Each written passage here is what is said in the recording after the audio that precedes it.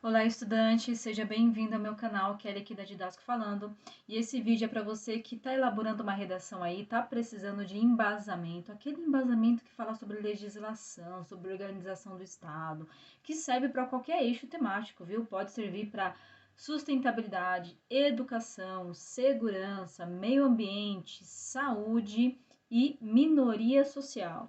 Parece muito bom para ser verdade, mas é mesmo. Vem comigo que esse vídeo é para você.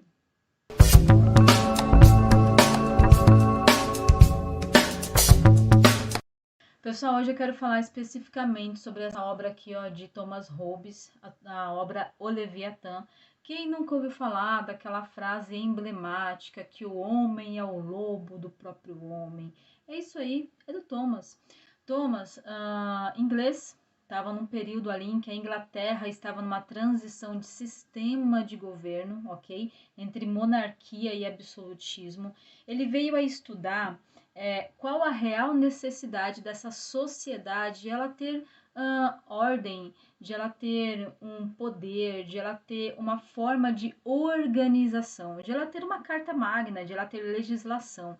Daí é que vem a ideia do pacto social, tanto que o Thomas ele é conhecido como o contratualista, ele vem falar dos contratos. Calma aí, Kelly, tá muito rápido, não tô entendendo não.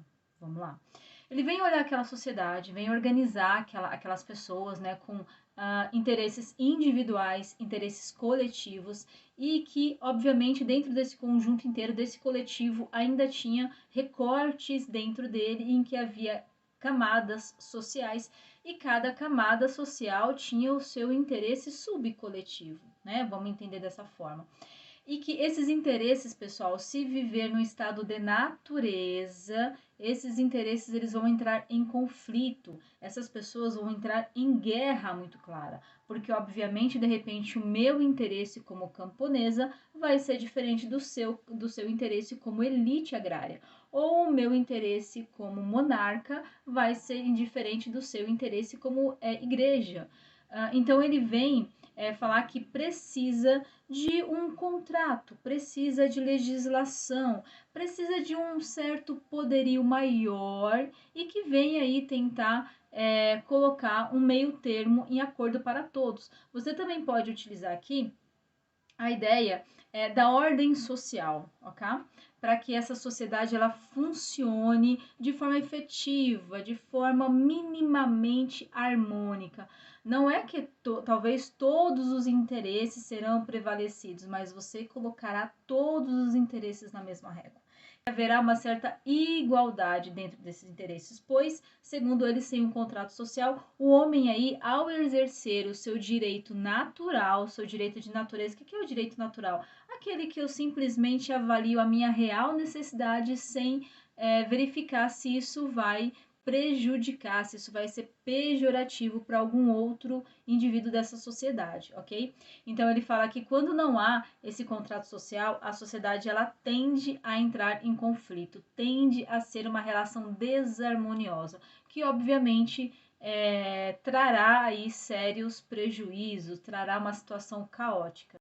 Quem é necessariamente esse termo relacionado a Leviatã? Quem é isso, pessoal? Leviatã nos lembra aí a figura bíblica em que ele personifica esse Leviatã e faz uma relação com várias partes do corpo dele, vários objetos, com determinado setor da sociedade. Como assim? Imagina Leviatã, essa figura que você está vendo aqui no entendimento de Hobbes, essa espada, ela representava aí a força militar, representava o exército, representava a força humana que um Estado-nação aqui, tá? Um Estado precisa ter. Bom, segunda parte, a ideia do corpo. O corpo é formado das pessoas, é formado exatamente da massa trabalhadora. São aqueles, na época não eram súditos, mas se você fizer comparação com hoje, é a massa trabalhadora, a massa que paga imposto, enfim, né? A massa que financia essa máquina social, tá bom? Bom, então aí essas pessoas trabalhavam e abdicavam da sua liberdade para que esse monarca exercesse um poder que fosse ali, mantivesse a harmonia do todo, ok? A coroa representava, obviamente, o monarca, né?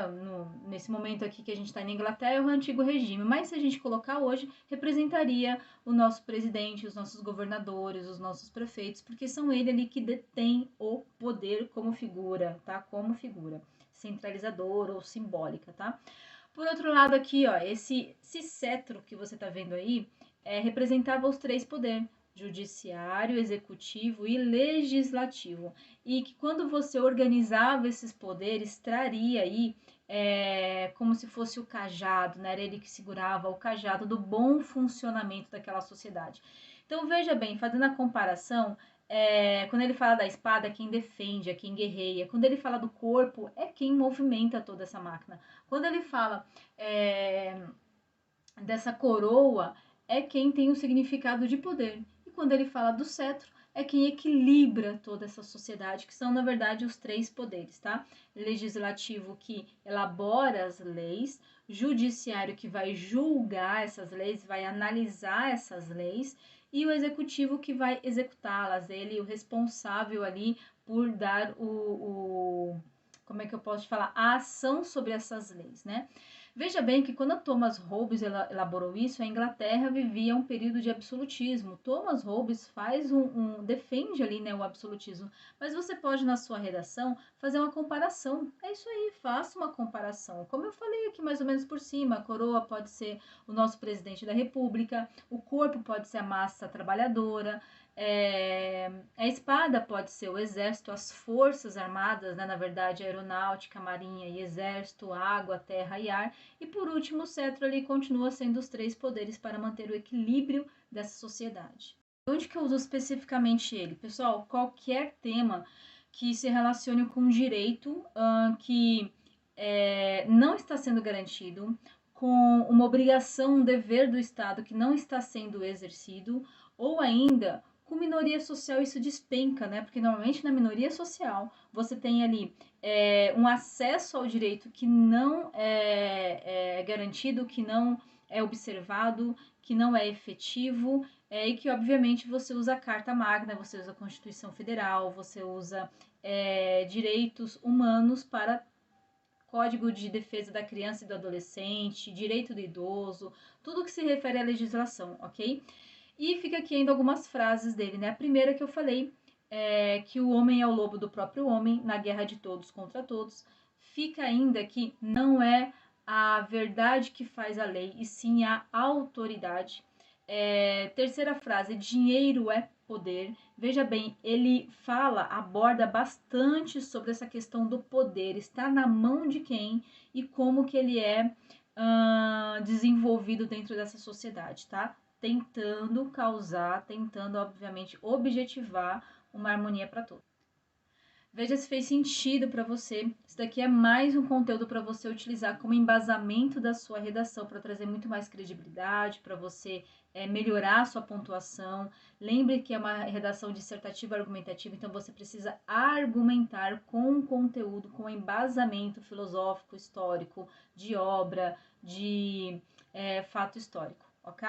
Obrigada por hoje, espero ter colaborado. Ativa o sininho que de segunda a sexta-feira tem material inédito para você aqui versando sobre redação, matemática. Passa para aquele amigo que a gente sabe que precisa e, claro, deixa sua sugestão aqui de novos conteúdos, tá bom? Obrigada por hoje, vai lá, gabarita essa redação.